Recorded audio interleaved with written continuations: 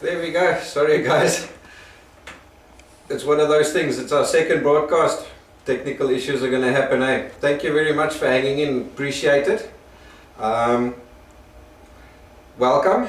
Today we're going to chat all about composition of your painting. So, seeing as we've already wasted a good 20 minutes on technical issues, I'm going to just jump straight in.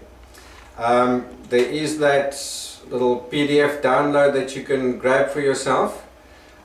Just one or two arrangements. We are streaming live through Ustream, so they've enabled us to bring it to you guys free, which does mean that they have to pay the bills. So unfortunately, every now and again they do throw in a quick little advert, so sorry about that. Nothing I can do. I think it's a small price to pay for us being able to bring you these classes for free. We are recording the show, so if you do miss a sentence or two in between, you can pick it up from the recording. And then of course you do have the handout, which you can use to remind yourself of what we've done afterwards as well. Alright, the things we're going to chat about today is, I think we can just zoom in there, right? Choosing your subject for when you're painting. We're going to be looking at primary focal points, secondary focal points, how to create the illusion of depth in your paintings.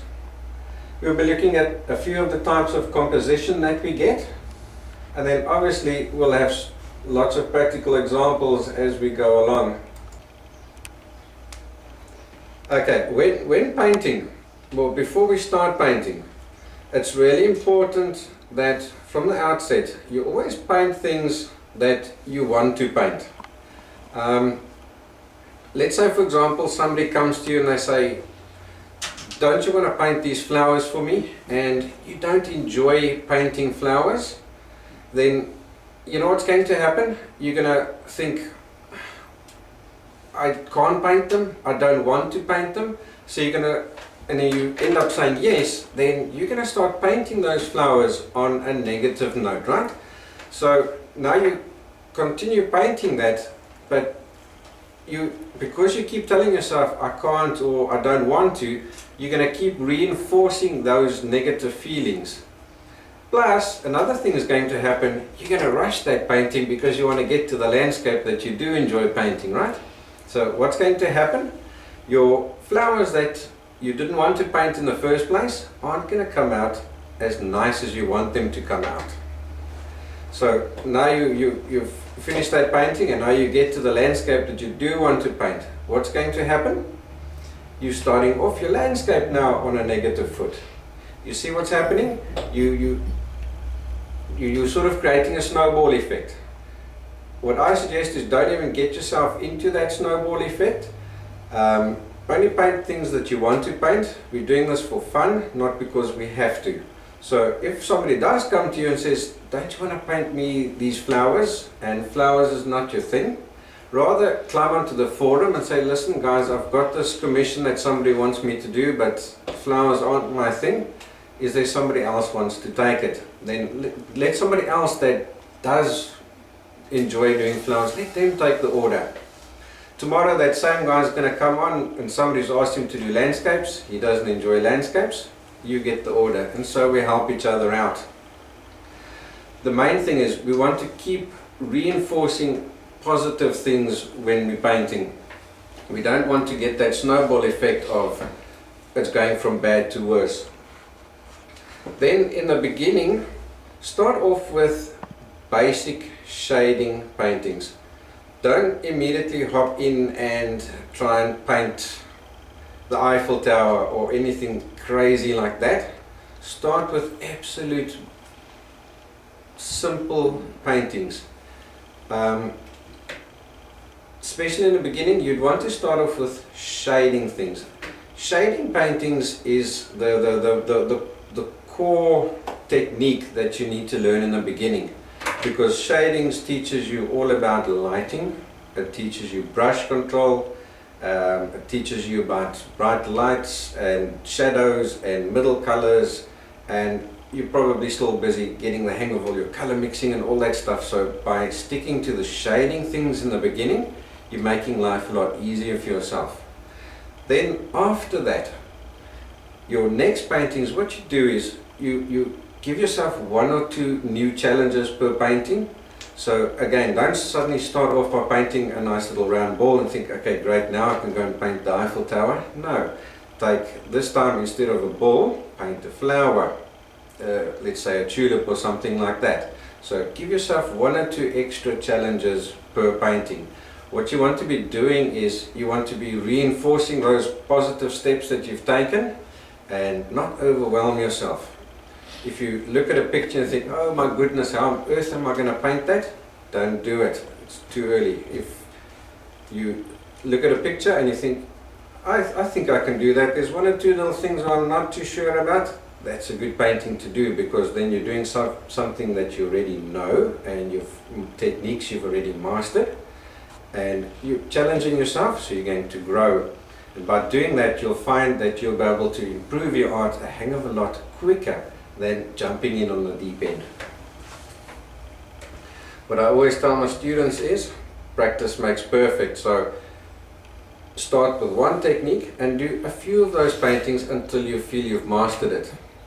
And then as well, what guys tend to do is they try and make their paintings too complicated. If you take a look on the handout, maybe Dennis can just zoom in on my screen again. Unfortunately, now with us having the technical issues, I don't have my fancy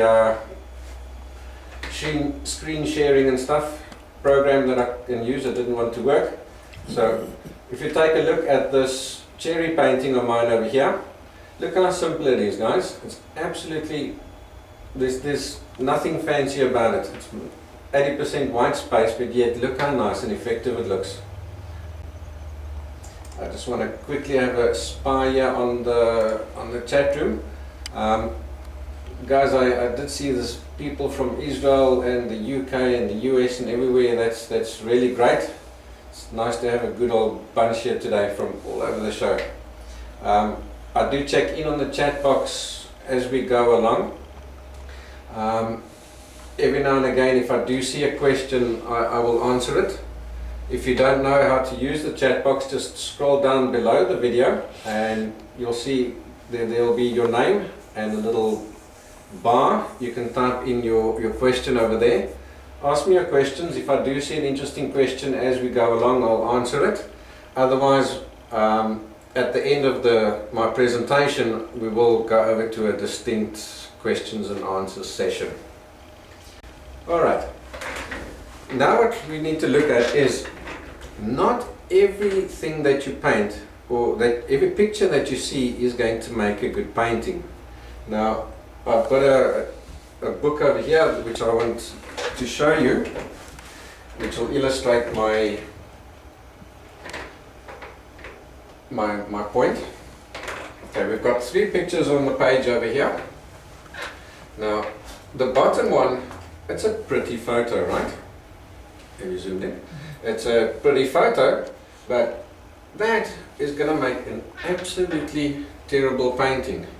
Yes, there's beautiful snowy mountains and you've got lovely reflecting water and all that kind of thing. It's going to make a terrible painting.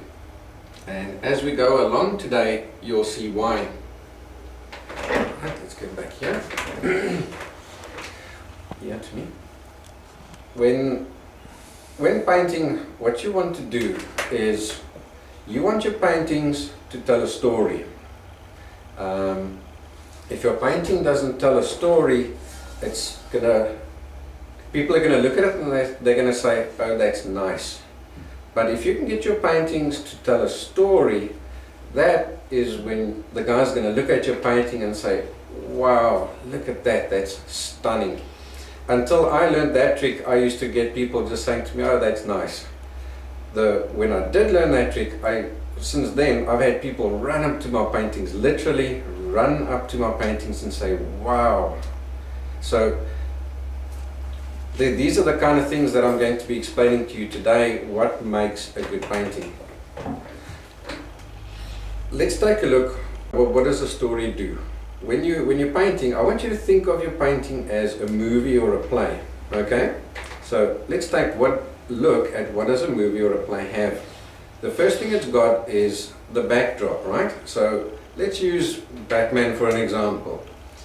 The whole movie plays off in Gotham City, right? So that's your backdrop. That's the setting where the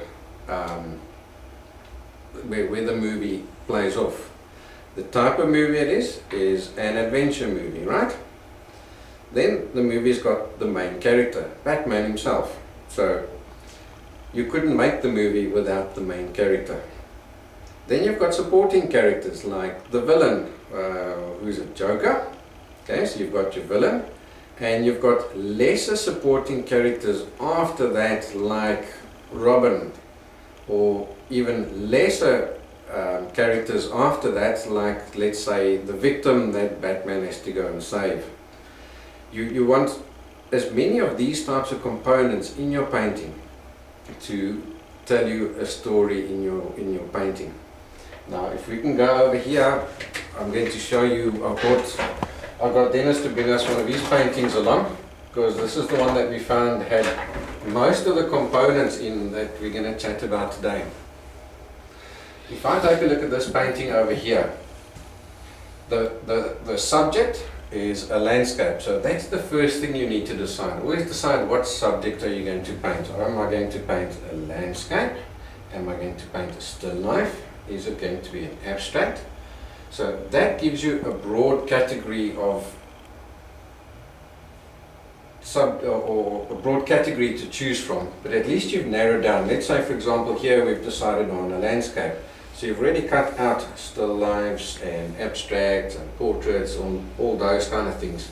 So you've already made your choice of what to paint a lot easier. Then you've got your backdrop. So in other words, you've got a mountainy kind of scene as opposed to, let's say, the house across the road, right? Now in this painting over here, we've got our lead actor, which is the house. After that, we've got our villain, or our second main character in the play or the movie, if you can call it like that. That would be these people over here walking towards the house. Now you'll see that your main character, the house, is a lot more prominent than anything else in the painting. Now that's really important. When you're creating yourself a painting and you decide that single thing there is the most important thing, then whatever you do in that entire painting must be to support your main character, or what its real name is called the focal point. So everything you do must be to focus attention on your focal point. Everything else around that focal point is just to complete the story. So it tells you this house is nice and in the mountains, and I've got a family living there. There's a road coming up to the house and what have you, but everything is about the house. So everything I'm doing in my painting is focusing my attention on the house. So let's take a look. You've got your supporting characters. Now in our Batman example, our supporting character, or our secondary focal point, was the Joker, right? Here it's the little family. So your villain in the story doesn't need to mean it's a bad person or a negative connotation to it. I think if we take a look at this family walking up to here, we'll see that they've got a very positive connotation. I just use the word villain because it fits in with the whole Batman example. If it was, let's say, a love story movie, you would have maybe had the lead actress, and then the villain in that case would have been her boyfriend. So it's, you can sort of just say it's the main secondary focal point of the movie. Okay, now we know now the house in this painting is our focal point. So now why wasn't it just painted zap in the center of the painting? I bet you're saying to yourself, it just wouldn't look right. Right? Let me have a quick look here on the chat box. There is sort of a 10-second odd delay between what we're doing here in studio and what you guys see. So sometimes if you do ask a question or whatever, it does take a while before I actually get to see it. If you paint your focal point in the center of the painting, it simply won't look right. It's very few times when you'll find that you can get away with putting it in the center. Now, yes, putting it in the center is going to make your focal point the center of attraction. Your eye will automatically go there for sure, no problems. The thing is, it just won't look right. And now, nobody can ever tell you why it doesn't look right. You just sort of instinctively know it doesn't look right. So today what I'm going to do is I'm going to explain to you why it doesn't look right. It's all about what or how our brain works. Okay? By nature, we're inquisitive. We want to know everything, right? So if you've painted your focal point in the center, then the area above let's use our house as an example, the area above the house and the area below the house is the same. And the area on the left and to the right of our house is also the same. Which means after you've looked at the house, your brain now wants to look at the rest. You want to absorb the rest of the painting, right? But because these areas are the same size, your brain can't decide where to look at next. And that is that little thing that keeps saying to you, something's wrong and I don't know what. You've confused your brain. So what we do is we move our focal point up to the side because we know our brain will rather look at an open space, a big open space, than a small cluttered space. So by moving it up to the side, let's go back to our painting piece. By moving our focal point off to the off center to the side of it, we leave the big area reasonably open and we clutter up the small space.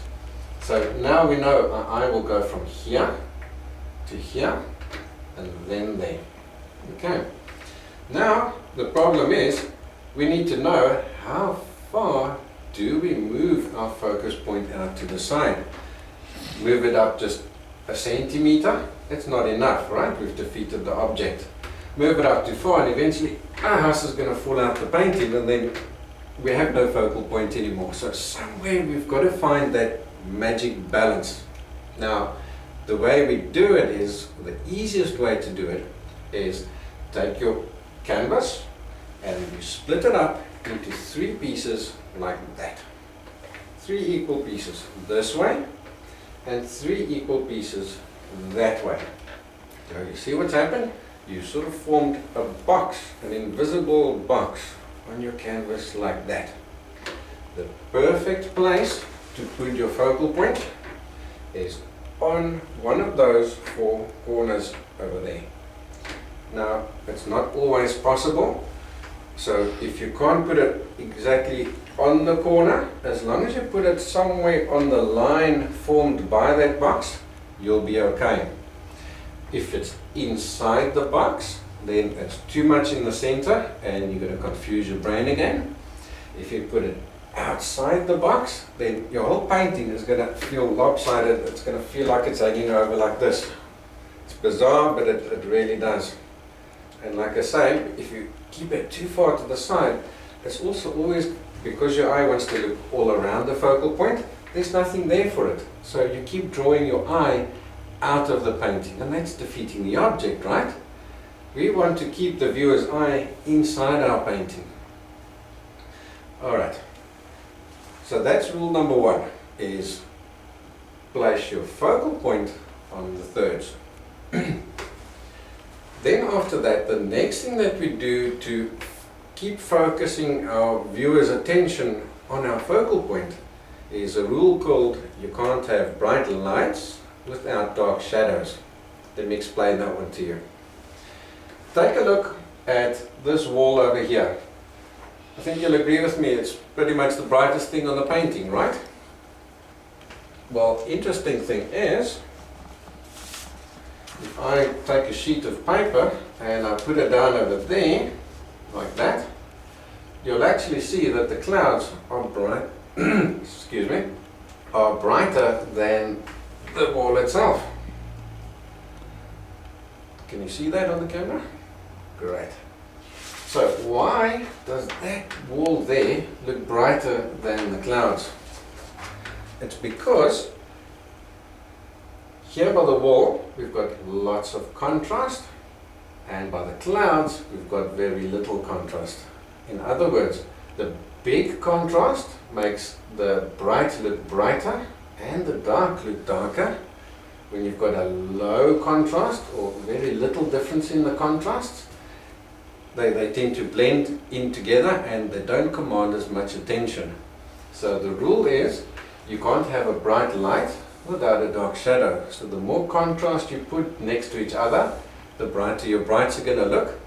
Now, to keep your attention focused on the focal point, you always save your brightest bright and your darkest dark for the focal point. That creates the most drama in that area and it automatically draws your eye there.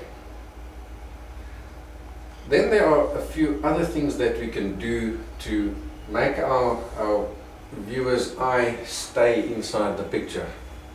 Now, the first thing is by adding secondary focal points. So what I like to do is, with my secondary focal point, he's there to tell me more about complete the story, right? So he's there to tell me more about my focal point. So here's our most important secondary focal point. Now, what I like to do is, I like to keep, remember we've got our little box over here, formed by our thirds.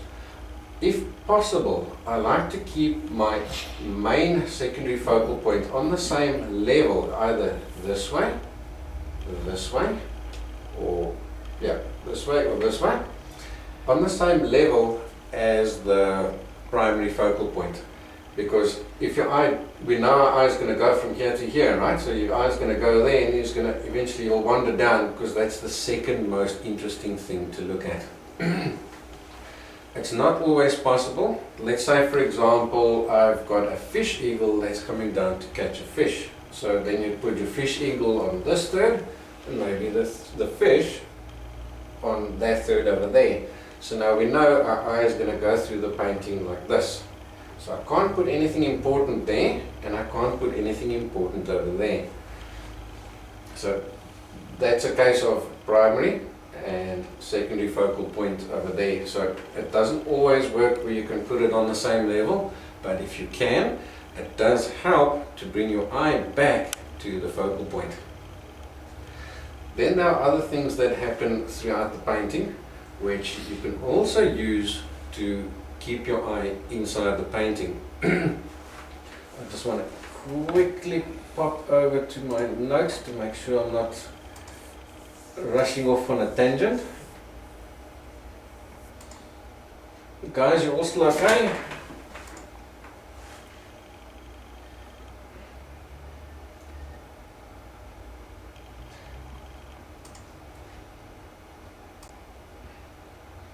Okay, no, so far we're doing good. Alright, guys. Now, what I want us to look at now is what we call lines and flow. That is how your eye flows through the picture. So we've already started building on that by using our rule of thirds to move our focal point up, right?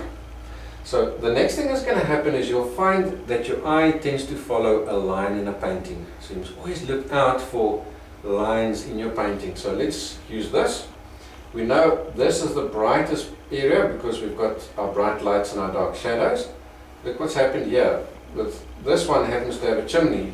So I know the viewer's eye is going to take a look at that first and he's going to come down here. Oh, it's been blocked by this line, so he's going to go up the chimney, and this tree has continued the line for us. So he's going to go up there.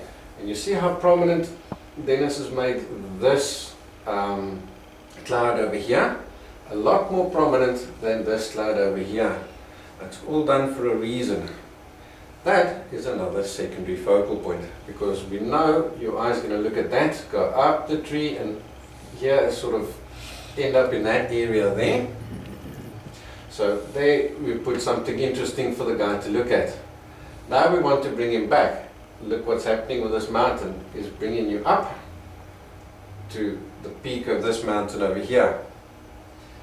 These lines in the mountain over here are also, it's drawing your eye in this direction. So we're sort of sticking to the rules of your eye, or the knowledge that your eye will look at the open area next. Once it gets to here, look here, we've got lines coming down here. And these lines pushing you back into the painting. Okay, so you're almost forming yourself a wedge like this, bringing your eye back, forcing your eye back down. Then, look what's happened over here. We've added ourselves a secondary bright light and a dark shadow to attract your attention from here down to here, because here's another little contrast point. So it's brought your eye down, then this line over here and this line over here, look there, it forms a little wedge, almost like an arrow, guiding your eye back into that. If this line over here was, if this row of bushes was going in the opposite direction, it would keep drawing your eye out of the picture. So we've got our eye going there, coming down, secondary focal point to bring your eye back in to same level as our primary focal point, giving them something new to look at, and brought you back. And look what's happened, we formed a circle. Up, down, there, there, there. To make sure you don't look over here too much. See, there's nothing too interesting over there. And we've even added a road in to your eye, because we know your eye will follow the line. We've brought you into the road and let you meander up the road to the house. You'll notice that this road over here doesn't continue up into the mountains. If you've done that, then your eye would follow the road past your focal point, past the house, and into the mountains, and you've lost the viewer's attention, because we're trying to get him to look there, right? So by adding the road past the mountain, you've defeated the object. Then we also know your eye will rather go down a line than up a line. So I want you to look out for that, especially on the sides of your paintings. We want to keep the guy's eye coming into our picture. So you'll notice that like this over here and this over here, they're pointing down. Now it doesn't have to be dramatic. If you take a look at this line over here, it isn't at a hang of an angle, it's just a slight little bit of angle. It's just enough to tilt your eye back into the picture. So look out for little places like that you can help bring the guy's, your viewer's eye back into your painting. It happens often when you're doing landscapes and stuff, that you'd have a mountain going at your painting like this. So you're drawing the guy's eye, he's going down the line, out your picture, down the line, out your picture. Always look for little things like that. Sometimes you have to use your artist's license and bend the scenery a little bit. Again, it's not always possible. Let's say you're painting a mountain that's really famous in your area, then you can't always bend those lines. But then what you do is you put, say, a tree on each side or something like that. Something to block the guy's eye from going out the picture. So there we've used our lines and flow to keep the person's eye inside the picture. Okay, sorry guys. I just saw a bunch of question marks, so I don't want to lose you again. Sorry. I can't see you, sorry Claudia. I'm trying my best. Okay, let's take a look. Are you guys all still with me? Does what I've said so far make sense? Let's have a quick look on the chat box.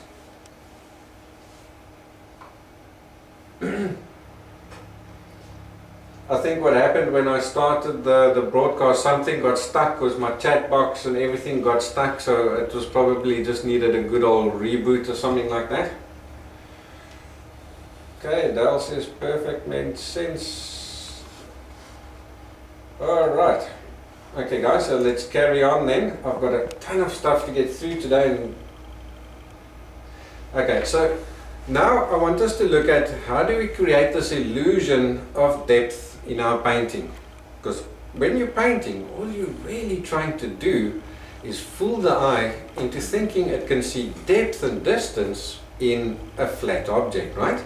So we're illusionists. We're not artists, we're illusionists. Now there's a few things that we can do to create those illusions. The first thing that we do, it ties in nicely with our bright lights and our dark shadows, and it's going to help you remember to do the bright lights and the dark shadows. So what I want you to do when you're painting a scene is the first thing you need to do is imagine all the lights are off, the curtains are drawn, it's the middle of the night, there's no lights on in that scene. Okay, so let's go back to our painting, please, Dennis. Yeah, by the way, Dennis is our handy cameraman again today. So he is here, he's just hiding behind the scenes. I'll get him to come and say hello a little later. Alright. Imagine all the lights are off over here. Then you're shining a spotlight on your focal point. Now, let's imagine this is a table, all our lights are off, and I shine a spotlight over here. What's going to happen is, here, it's going to be super bright, right? But just over there, it's going to be dark again. It's be almost as though there's no lights on. Now, I want you to take a look at the painting, and you're going to see the spotlight effect. Look how dark it is over here. So there's, in other words, there where you're standing, there's no lights on. Getting lighter and lighter and lighter all the way to our focal point. So can you see the spotlight shone there? Light darker and darker and darker as we move away from the focal point. Darker that direction, darker that direction. So by doing the spotlight effect trained on our focal point, we've created the illusion that you can walk into your painting because your eye can't see in the dark, but it can see in the light. So by placing the light inside the painting, you fool the eye into thinking it can walk into your painting.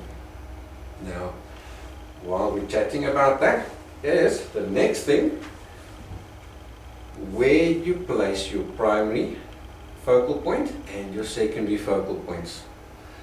Try and place your primary focal point sort of around mid-distance in the painting, because that gives you place to walk in, plus some extra room at the back for extra distance. So from there you take your secondary focal points and you place them at different distances in the painting. So by doing that, you're forcing the eye to think it's moving backwards and forwards in your painting. Let's take a look at this painting over here again, and I'll show you. So our primary focal point is roughly mid-distance into the painting. Then we go up the tree. Our first secondary focal point to look at is these clouds over here. They way at the back, right?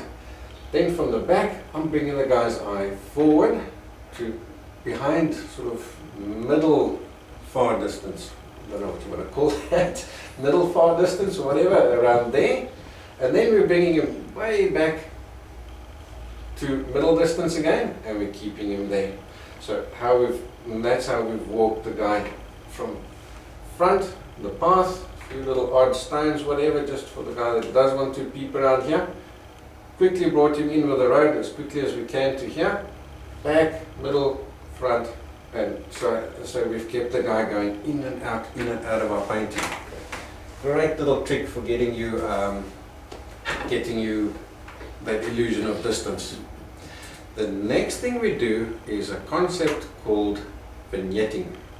Now, maybe you've seen that in the old-fashioned photos. They used to take the photo and then they would fade out. Let's say it was a portrait. they would fade out the sides of the background.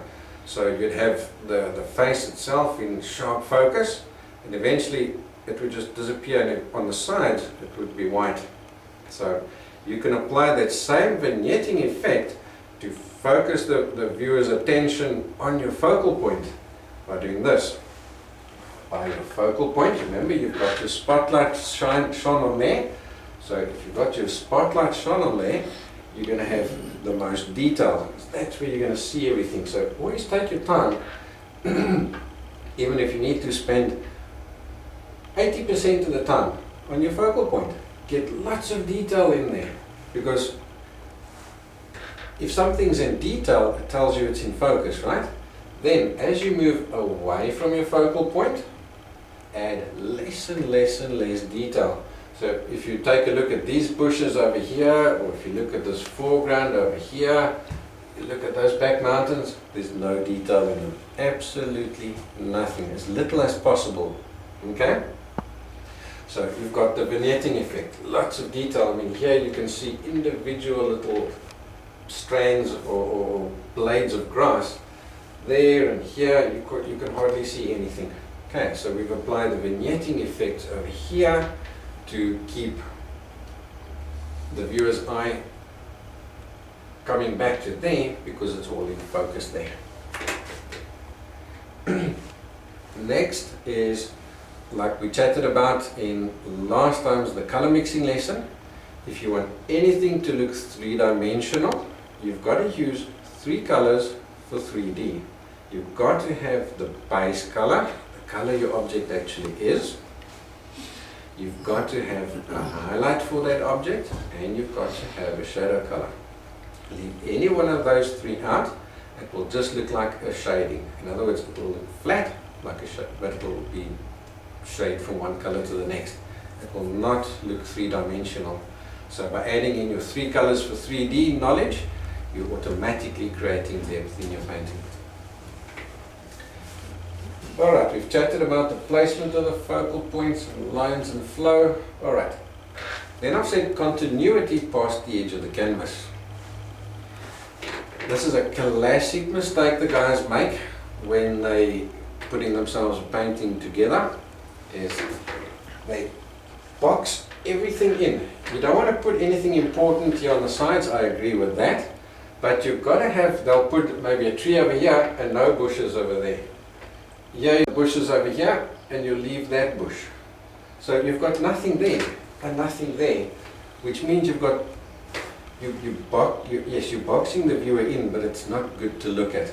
Always give something to tell the viewer that there's something more than just inside the painting. There is more, and it creates a little bit of air of mystery, and it tells you, yes, it's not something in solitary confinement.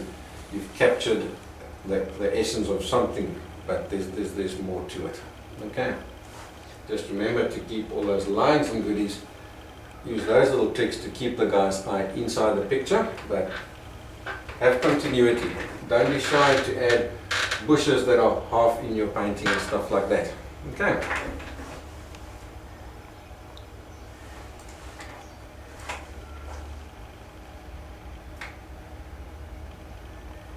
Alright, let's take a look and see what's next. Okay, guys, we've got lots of different sort of techniques that we can use to compose our paintings. I want to go through three of them today, but there are 17 in total, so if maybe Dennis can zoom in on the screen here. What I'm showing you now is in your handouts. So the first one is called the lazy S. Now, we know our eye will go down the line, right? So look what we've done here. We've added and we've curved the line. So by curving the line, by forming our lazy S, what it means is your eye won't just, if it was a straight line, your eye would zoom down that line. But now we forced the guy's eye to take a longer route along the line. So you forced him to amble along into your painting. So by doing that, you've increased the viewer's time that he spends walking into your painting, so you've created yourself extra distance. Plus, because he's taking longer, you've immediately created a much lazier or much more relaxed effect in your painting by doing that. Now you'll also see that along the S, we've added focal points at specific places or at different distances along the path. So front tree, middle tree, mountains in the distance. So you see, again, we use those secondary focal points to step you through the painting. Let's take a look at the next one. Here's the 3 spot. Again, the 3 spot, you've got your one main area, which is this rock over here and the splashing wave over there. But then there's also 2 extra balancing points which help you to stop this from making the whole picture appear off balance. So you've got 1, 2, 3. So you see how we know you're going to start here, because there's your biggest dark shadow and bright light. Then your eye will move to this side, so we've given him stepping points along the open area.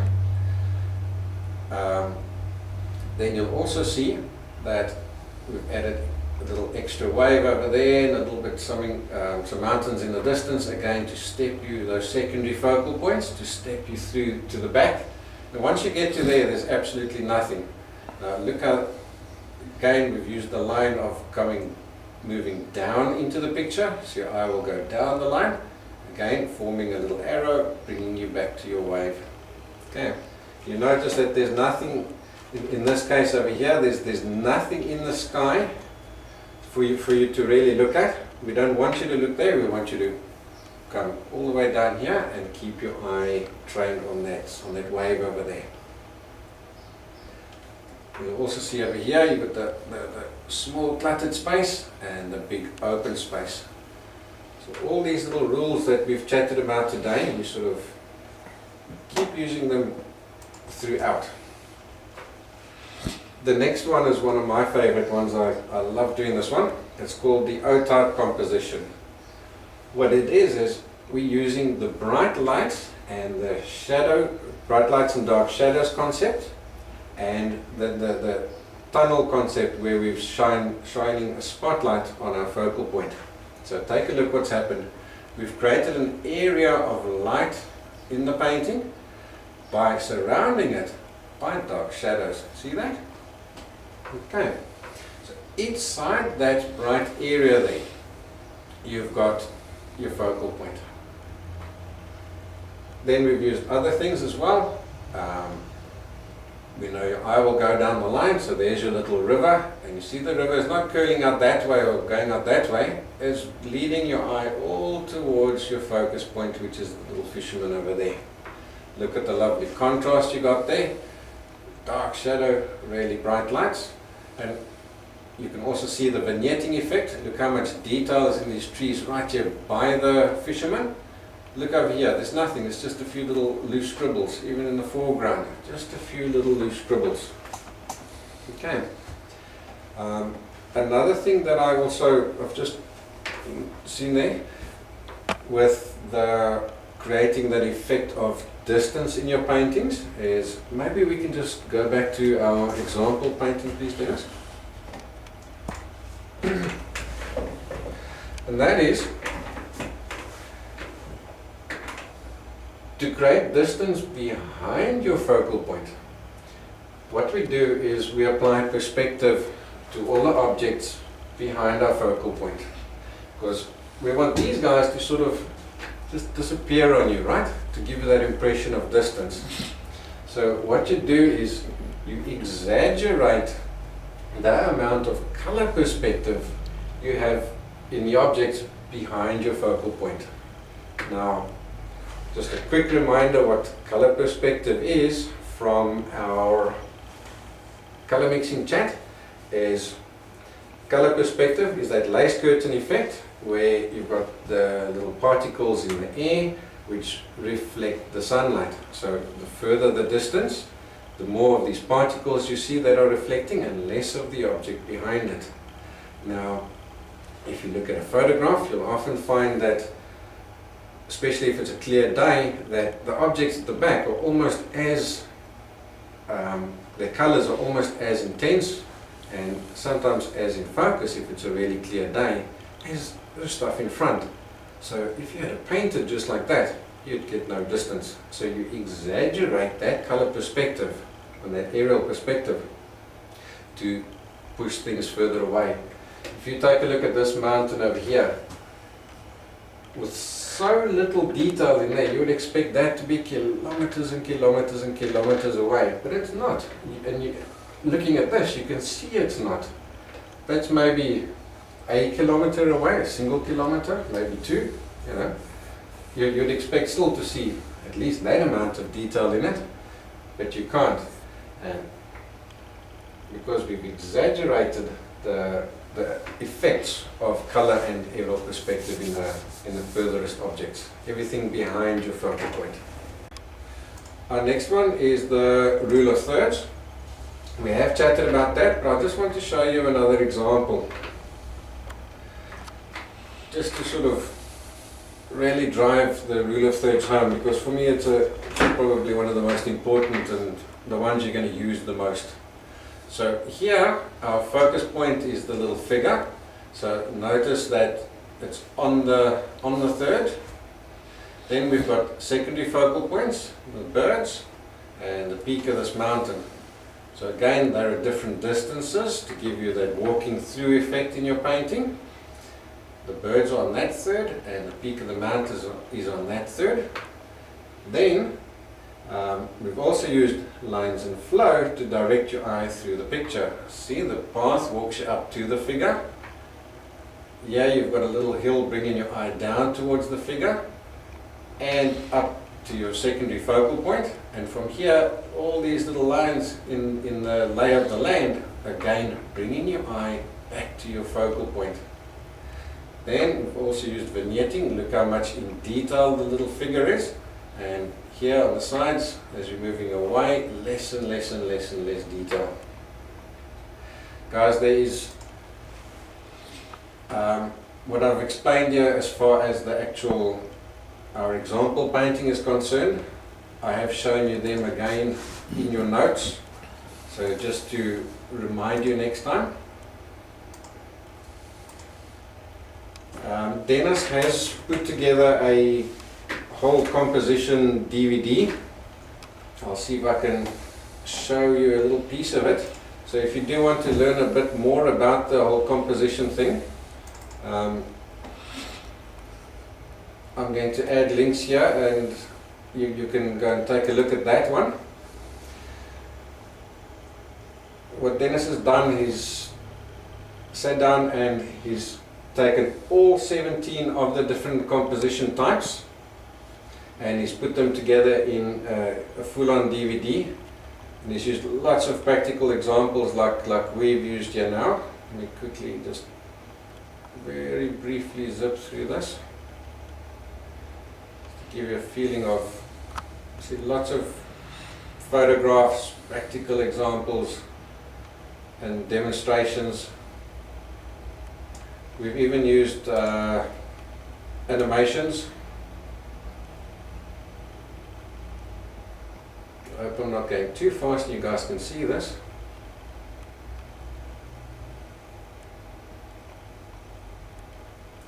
Even used animations to show you all the different concepts.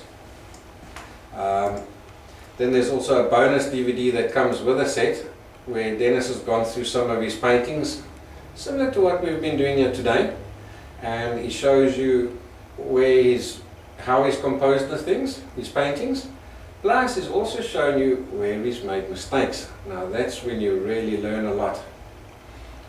Then to really drive the point home, what Dennis has done is, let me just get to it here, he's gone through a practical example where he uses cutouts and shows you how to practically compose your painting before you actually go and paint it on the painting.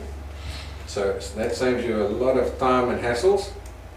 So he shows you exactly how he designs his compositions, and then there's a little speed painting demo so that at the end of the day you can actually see the full and final painting that is done. Now what I'm going to do is I'm going to put links on the screen if you guys are interested in this Dennis's composition one. Here's the sales page.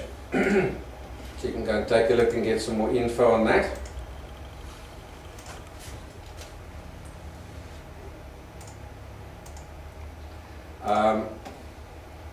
We have decided to sort of, for the webinar, give you guys a discount. So there's two different versions. The one is the DVD itself, and the other one is a downloadable version. So there's the download one. So the download version is, normally it's $37. So Dennis said he'll drop the price down on that one to $19.97 for you guys. So that's almost half price there. And then the next link I'll give you is for the DVD itself. That's normally $47. And Dennis said he'll bring that price down for you to $27. So again, it's almost a 50% saving on that. Now just, if you do want to get them, please don't click on the links on the sales page or you're going to pay full price. Use the links here in the chat box. Okay guys, what I'm going to do now is I'm going to throw it open for a few questions. If you guys have got any questions, just throw them out there. I do have one or two to start off with while you're typing that guys have asked me beforehand. So I'll answer them while you guys are typing your questions. The first one I had was from Trudy. Says, I've heard that painting must have light and dark patterns. What does that actually mean? Trudy, no, your painting doesn't necessarily need to have patterns. What it does need to have is your bright lights and your dark shadows. Without that, you're never going to get any molding or any depth in your painting. And you use the bright lights and the dark shadows to, like we saw on the example, to bring your eye back to your focal point the whole time. One of the composition types is pattern. Now that would be when you're repeating patterns in your painting. So let's say for example it would be street lights running down the street to bring your eye in. So you've got that repetitive pattern in the painting. But no, your painting doesn't have to have a pattern, not at all. The next question I had was from Jan. She said, I mentioned the first painting I painted but never finished. Can I go back to it and finish the painting? It is in oils, but how do I go about finishing it? Is there any special way to do this? Jan, if you haven't, I'm presuming seeing as you haven't finished it, you haven't varnished it yet, then yes, go ahead, just continue painting on the painting. If you varnished it or something like that, then no, it's not going to be so easy to carry on, unless you'll have to check up on the varnish. Is it one of those varnishes that you can paint over it again?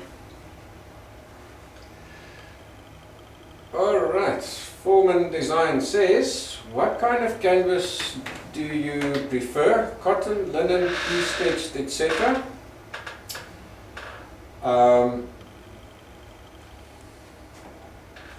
I'll get to that question when we do the equipment in a few minutes time.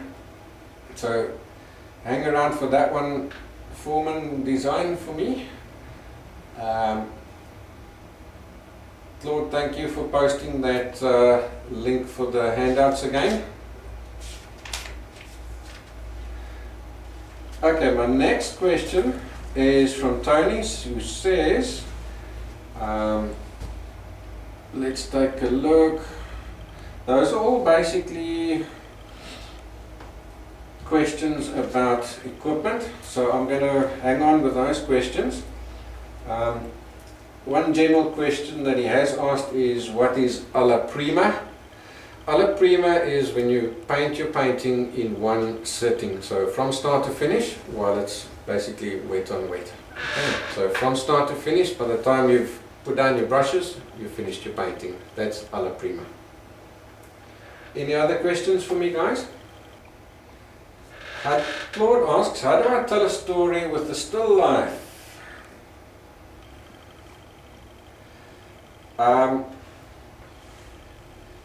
Claude, let me see if I can find you a still life, and I'll show you.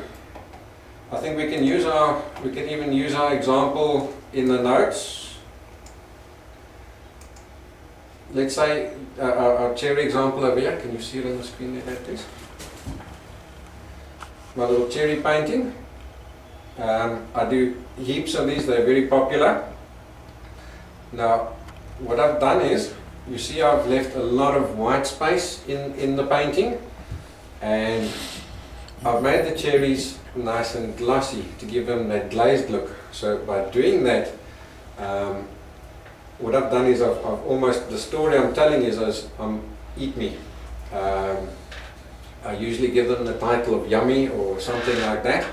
So I'm invoking an emotion in the viewer to want to eat it, and by leaving a lots of white space, I've kept it simple, and that's how I tell my story with a still life. Let's say, for example, you've got a flower, then what you could do is maybe add a few water drops to it, and that will tell you that it's maybe just after a rainstorm, or it could be early in the morning with the dewdrops on it. So again, you're quite able to tell a story with something as simple as a still life. Alright, then what I'm going to do is I'm going to continue with the equipment side of things, because I want us to finish off all this theory stuff so that next week we can hit the painting with full force. Okay, so let's move out over here.